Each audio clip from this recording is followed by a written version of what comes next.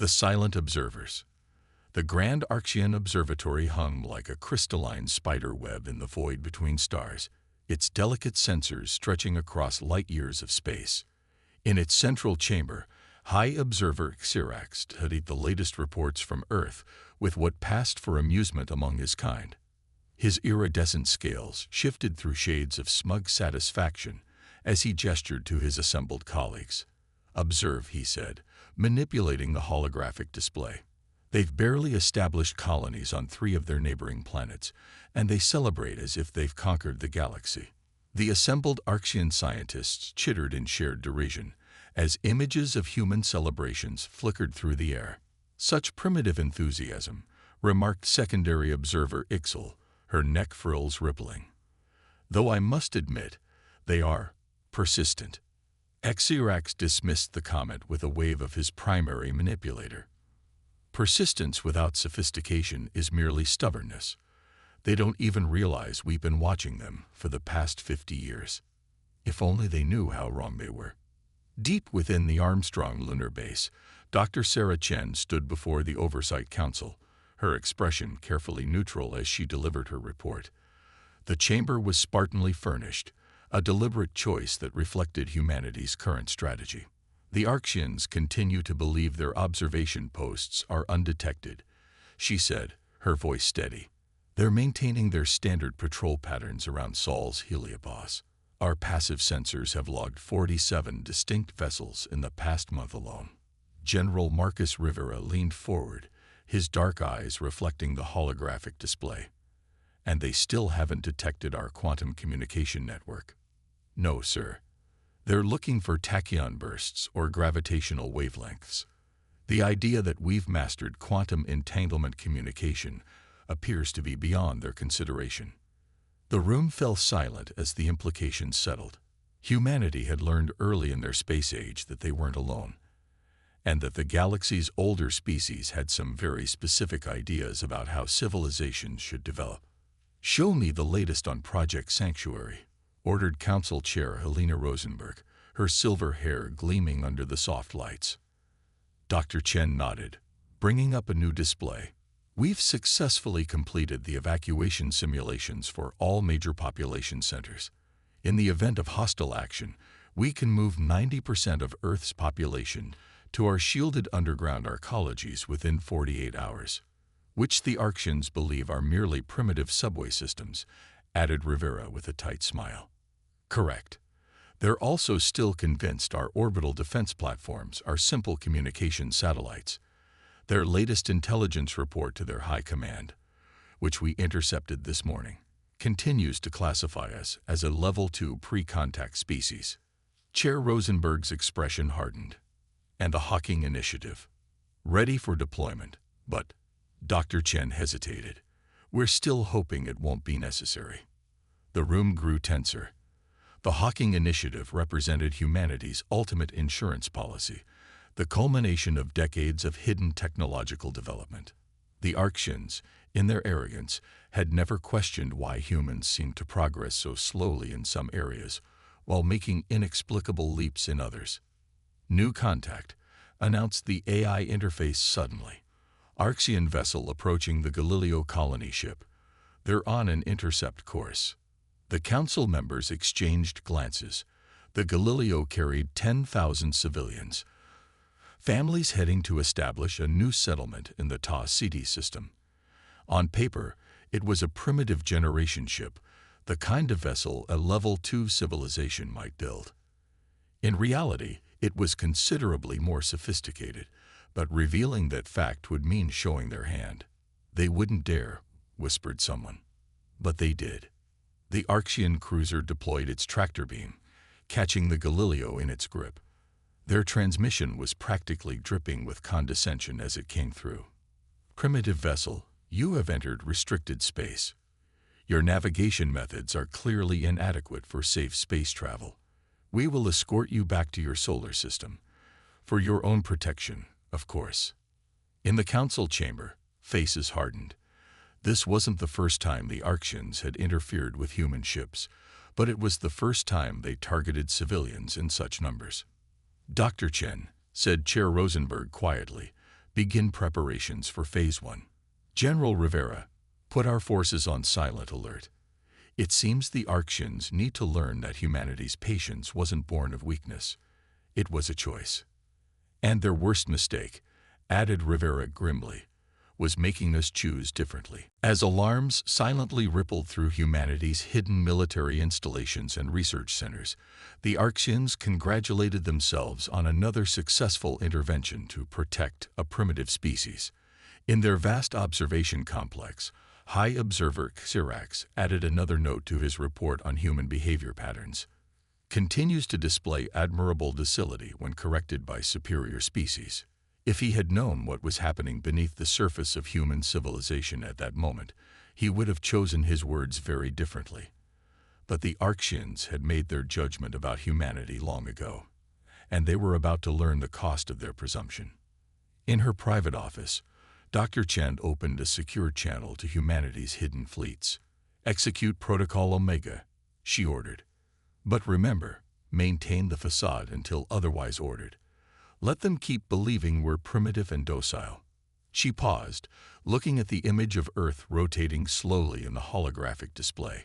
Let them keep believing right up until the moment we show them exactly why humanity chose patience over displays of power. The pieces were set. The time for patience was ending, and the galaxy was about to learn why humans had smiled and nodded all these years, not because they had to, but because they were willing to wait for the right moment.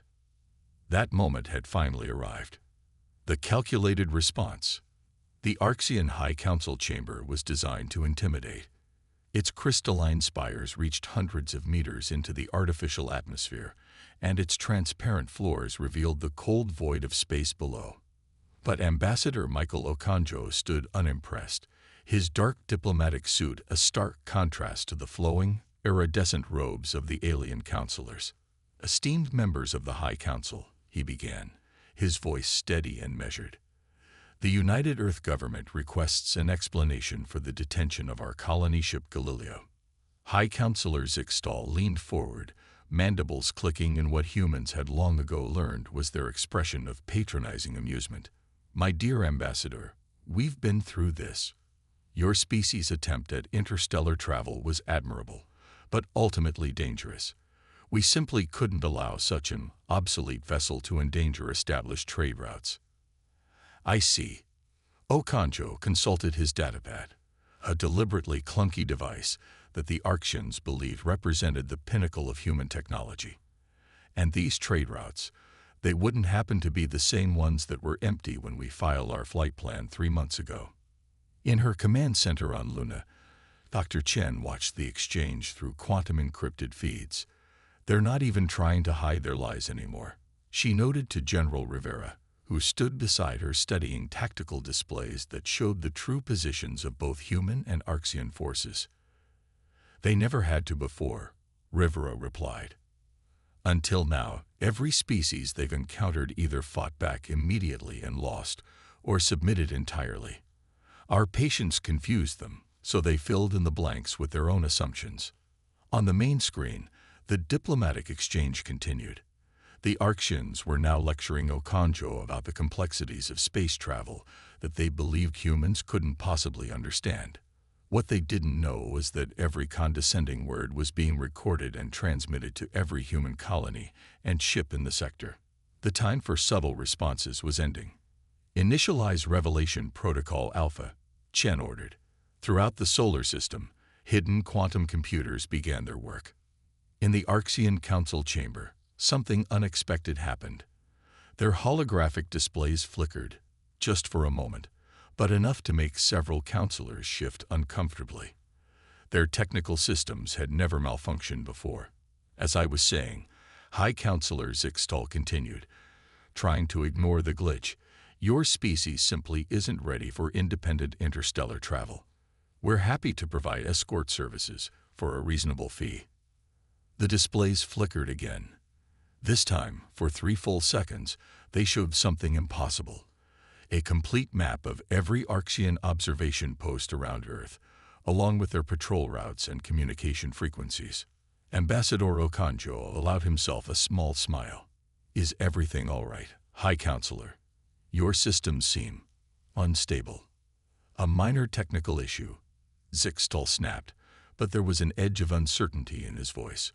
Nothing that need concern a level 2 species. Of course not, Okonjo agreed pleasantly. Though I've always wondered, what exactly are the criteria for these civilization levels of yours? Before Zixtal could respond, every display in the chamber activated simultaneously, showing a single image. The Galileo, their detained colony ship. But something was wrong. The crude chemical engines the Archeans had detected were dissolving, revealing something underneath, sleek, advanced drives that even the Archeans didn't fully understand. What is this? Zixtal demanded, rising from his seat. Some kind of primitive visual trick. Oh, not primitive at all, Okonjo replied calmly. Actually, it's a real-time feed. You see, while we've been having this lovely conversation, the Galileo's outer hull has been reconfiguring itself. Throughout the chamber, counselors were receiving urgent messages from their observation posts. The supposedly primitive human ship was changing before their eyes, its hull flowing like liquid metal, revealing technology that a level 2 civilization shouldn't even be able to imagine. Impossible, breathed secondary counselor Vexna. Our scans showed exactly what we wanted them to show, Okonjo finished, just like they have for the past 50 years. In the Luna Command Center, Dr. Chen gave the next order. Execute Revelation Protocol Beta. Across Earth's solar system, massive structures began to emerge from what the Archeans had dismissed as asteroid fields and orbital debris. Defensive platforms, shipyards, energy collectors, an entire hidden infrastructure of advanced technology, all suddenly visible to the stunned Archean sensors. We are officially raising a formal protest, Zixtal sputtered, his scales shifting to alarm patterns. This level of deception is perfectly legal under your own laws, Okonjo interrupted smoothly. Article 47 of the Galactic Charter. Any non-registered species maintains the right to cultural and technological privacy until formal admission to the galactic community. We've studied your laws very carefully, High Counselor. We've studied everything about you very carefully. The chamber erupted in chaos as more reports flooded in. Human ships were appearing everywhere, dropping their camouflage fields. Quantum communications that the Archeans couldn't even detect were flowing freely now. And most disturbing of all, detailed scans of the human vessels suggested technology that went far beyond even the Archeans' capabilities in several key areas. What do you want? Zixtal finally asked, his earlier condescension replaced by wary respect. Okonjo's smile never wavered. For now, return the Galileo and its passengers to their original course. Then perhaps we can begin discussing a relationship between our species as equals, unless you prefer we continue revealing just how much more we've been hiding.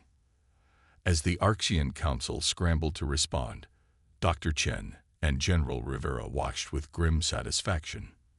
Phase 2 complete, Chen noted. Should we proceed to Phase 3?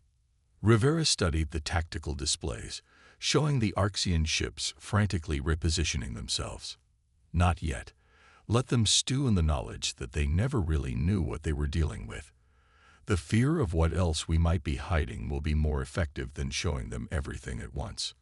In the council chamber, Ambassador Okonjo waited patiently as the Archeans debated among themselves. Humanity had waited 50 years to begin revealing their true nature. They could wait a few more minutes, but everyone in that chamber understood that something fundamental had changed. The galaxy's power structure, which had seemed so stable for so long, was beginning to shift. And this was only the beginning. The mask slips. The emergency meeting of the Archean High Command had been running for 6 straight cycles. The usually immaculate chamber was cluttered with discarded data crystals and empty nutrient containers. High Commander Kexful's scales had dulled from their usual brilliant azure to a sickly gray as he reviewed the latest intelligence reports. Impossible, he muttered, not for the first time. Cross-reference these energy readings again. We've done it 12 times, Commander, His science officer replied, anxiety causing her vocal sacs to flutter. The humans aren't just hiding technology. They're hiding entire branches of physics we didn't know existed. On the main display, footage from a deep space monitoring post showed a human vessel simply disappearing. Not cloaking, not jumping to hyperspace, but somehow folding the very fabric of space around itself in a way that defied their understanding. How long? Kexfol demanded. How long have they been this far ahead of us? Before anyone could respond, every screen in the command center suddenly activated, showing the same image. A human woman with silver-streaked black hair, wearing a simple blue uniform. "Hello, High Commander," Dr. Chen said pleasantly. "I believe it's time we had a direct conversation." Kexfol's scales rippled in shock. This transmission shouldn't have been possible. Their command center's security was supposed to be impenetrable. "How dare you?" he began, but Chen cut him off with a gentle smile. "Please, let's dispense with the pretense. We've been watching you watch us for half a century. We know every frequency you use, every code you've written, every backdoor you've built into your systems, just as we know about the sabotage devices your agents planted on 37 of our ships last month." The command center fell silent. Those operations had been carried out with absolute secrecy, using their most advanced stealth technology. "If you knew," Kexfol said slowly, "why didn't you stop us?"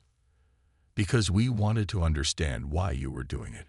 We wanted to know if your species could learn and grow, or if you were permanently locked into your pattern of dominating younger civilizations." Chen's expression hardened slightly. "We've been disappointed by the results of our study." In lunar orbit, the real Dr. Chen watched her eye-driven avatar continue the conversation. Beside her, General Rivera was coordinating the silent movement of human forces throughout the sector. They had known this confrontation was coming, had planned for it meticulously, but the next few moments would be crucial. "They're moving their dreadnoughts into position," Rivera noted, studying the tactical display. "Exactly as predicted." Chen nodded.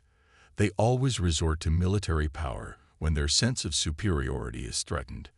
Are our phase-shifted vessels in position?" "Ready and waiting. Though I still don't understand why we're giving them this chance." "Because," Chen replied, watching the Arxian ships maneuver, "humanity didn't spend 50 years hiding our strength just to become what we were pretending to be. Primitive beings who resort to violence at the first opportunity." On the command center screens, her avatar continued, "We're transmitting data on all your sabotage devices now. We expect them to be removed within the next standard hour. After that, we can discuss." "Enough," Kexfol shouted. "You think a few technological tricks make you our equals? We've ruled the stars since before your species learned to make fire." He gestured sharply, and on the tactical displays, 20 Arxian dreadnoughts decloaked, weapons charged, surrounding a seemingly defenseless human medical transport. "Now," Kexfol said, mandibles clicking in triumph, "let's discuss reality. You will submit to full Arxian oversight. You will surrender all your advanced technology. And you will learn your proper place in the galaxy, or this ship and all its innocent passengers will." He never finished the sentence. In the space of a heartbeat, several things happened simultaneously. The medical transport's outer hull simply dissolved, revealing a vessel of utterly alien design underneath. Where crude medical markings had been, there were now patterns that seemed to bend light itself. The Arxian dreadnought's weapons powered down, their systems responding to commands in languages their creators had never imagined. And in orbit around every Arxian world, previously undetectable human vessels shimmered into view. "Oh, High Commander," Chen's avatar said softly, almost sadly, "you still don't understand. We didn't hide our technology because we had to. We hid it because we were hoping we wouldn't need it. We hid it because we wanted to give your species a chance to prove it could grow beyond its prejudices." In the Lunar Command Center, the real Chen gave a silent nod. Throughout human space, quantum computers executed their final commands. On every Arxian world, every ship, every station, their technology simply stopped. Not destroyed, not damaged, just quietly suspended by forces they couldn't begin to comprehend. This is not an attack. Chen's avatar continued as panic began to spread through the Arxian command center. This is not vengeance for your constant interference, your sabotage, or your threats. This is simply us finally dropping the mask and showing you reality. Humanity has been ready for true galactic civilization for a very long time. We were just waiting to see if you were. Kexful, his scales now almost white with shock, could only whisper, "What are you?" "We are what we've always been," Chen replied.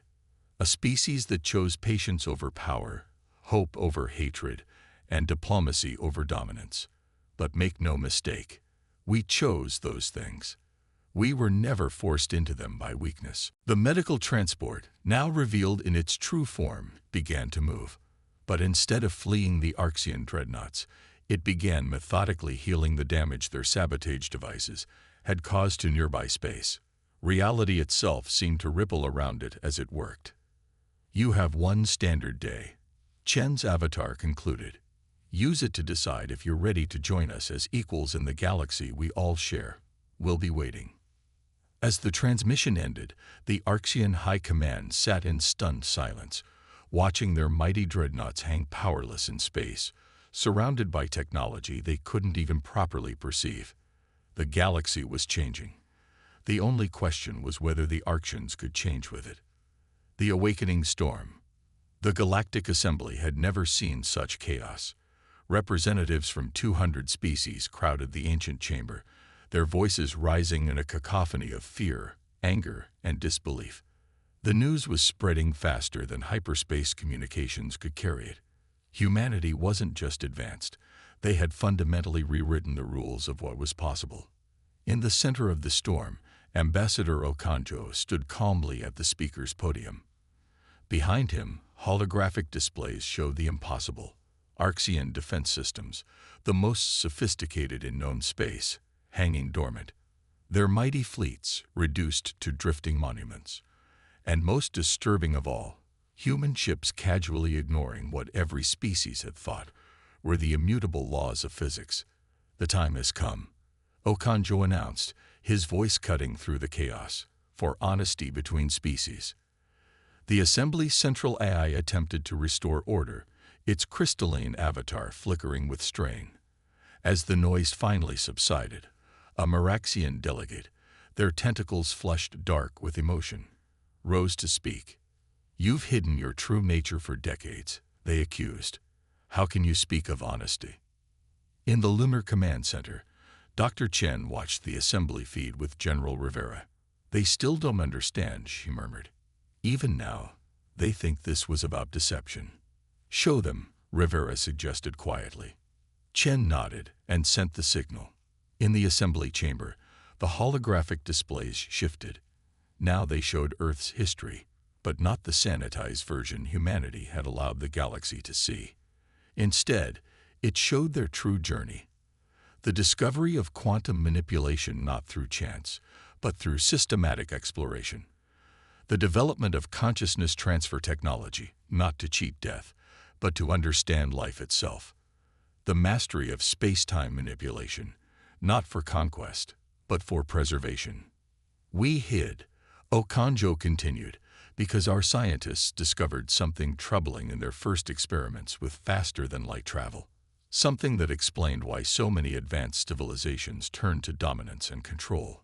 The displays showed complex mathematical equations that made several scientific delegates gasp in recognition. FTL technology, as most species discover it, creates subtle damage to the quantum fabric of space-time. The more it's used, the more reality itself begins to fray. The Arxians' method of faster-than-light travel has been slowly destroying the galaxy for millennia. Silence fell across the chamber as the implications sank in. The displays now showed the familiar sight of an Arxian ship entering hyperspace, but now they could see the invisible wounds it left in reality, the microscopic tears that would eventually add up to catastrophe. "We chose to hide our advancement," Okonjo explained. Because we needed time. Time to perfect our alternative methods of travel. Time to develop ways to heal the damage that had already been done. And time to understand if the species who had appointed themselves our superiors could learn to see beyond their own assumptions. In orbit around the assembly world, a human ship demonstrated. It didn't tear through space like an Archean vessel. Instead, space gently folded around it, leaving no wound, no damage, just the whisper of possibility. The Archeans called us primitive because we smiled and nodded at their condescension. Okonjo continued. They called us weak because we didn't immediately demonstrate our strength, but we knew something they had forgotten. True power lies not in the ability to destroy, but in the choice to preserve. The displays shifted again, showing human ships throughout the galaxy, not fighting the Archean vessels but repairing the quantum damage their drives had caused over centuries. Reality itself seemed to ripple and heal in their wake. We didn't hide our technology because we were afraid, Okonjo said softly. We hid it because we were hoping we wouldn't need to use it. We hid it because we wanted to give everyone, ourselves included, the chance to prove they could grow beyond the drive for dominance that has plagued so many species. In the Lunar Command Center, Chen received urgent communications from across human space. The Archeans are moving, she reported to Rivera. Their remaining automated defense systems just activated. Rivera studied the tactical displays. Their last resort protocols. They're designed to trigger automatically if their civilization faces an existential threat. He paused. Should we stop them? No, Chen decided. Let everyone see what happens. In the assembly chamber, alarms began to blare. On the displays, Archean weapon platforms, thousands of them, hidden in deep space, began powering up. Each one carried enough firepower to sterilize a planet. The chamber erupted in panic. Even species that had resented human deception now looked to their representatives for help. The Archeans had held power for so long, had built so many doomsday failsafes into their empire, that their fall might destroy half the galaxy. But Okonjo didn't look concerned. Neither did the other human representatives. They simply watched as the weapon platforms reached full power and prepared to fire. Nothing happened. The weapons, built with the same flawed understanding of physics that had damaged the galaxy, couldn't affect human ships or settlements. They were trying to tear holes in space that humans had learned to smooth away, trying to destroy what humans had learned to preserve. We offer a choice, Okonjo announced to the stunned assembly. Continue as you have been, fighting for dominance until reality itself breaks under the strain, or join us in learning a better way. The Archeans have already received this offer. Now we extend it to all species. The displays showed one final image. Human ships extending quantum stabilization fields around Archean worlds, protecting them even as their own weapons tried to tear space apart. This is not conquest, Okonjo concluded. This is not revenge. This is an invitation to understand what we learned through our patience, that the galaxy is not a prize to be won, but a garden to be tended, together. As the assembly descended into intense discussion, Chen and Rivera watched from their command center.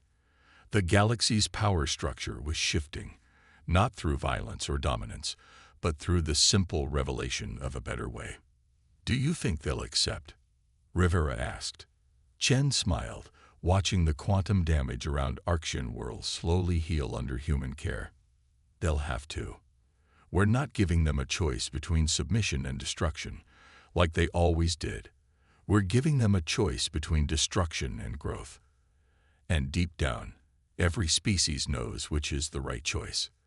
The storm of change was fully awakened now, but unlike so many revolutionary moments in galactic history, this one promised to heal rather than destroy.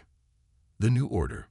One standard galactic year after humanity's revelation, the Great Archive of Earth opened its doors to representatives from every spacefaring species.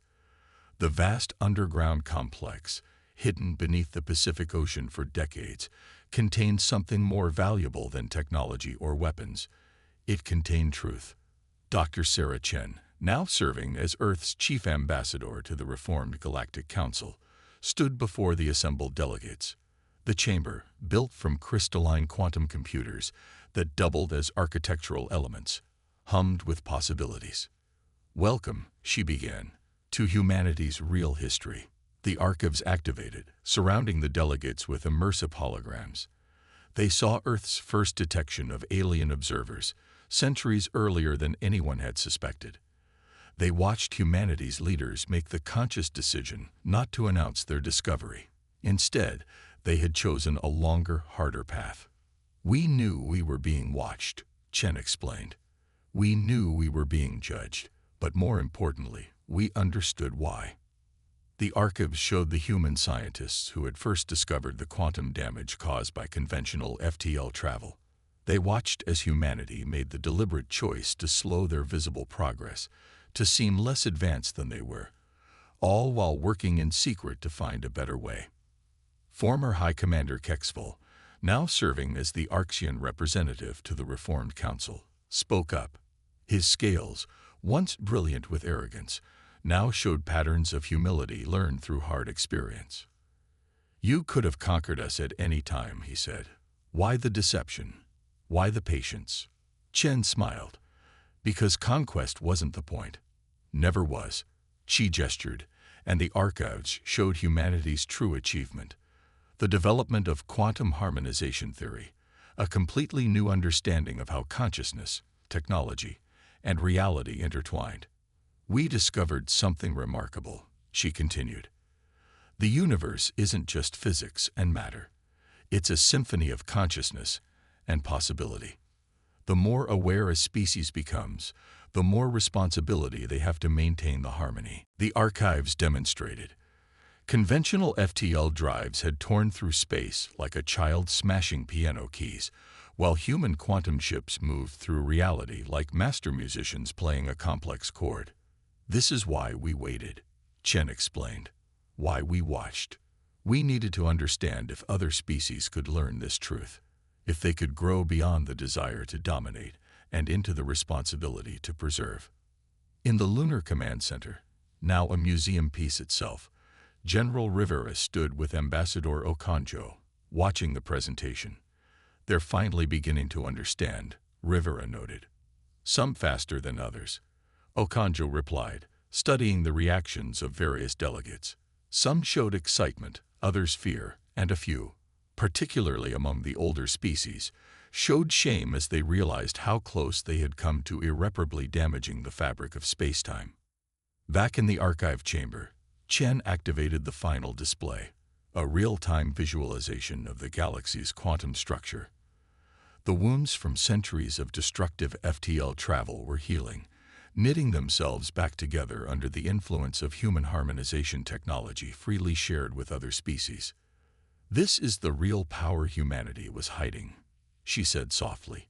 "Not the ability to defeat you, but the knowledge to heal you.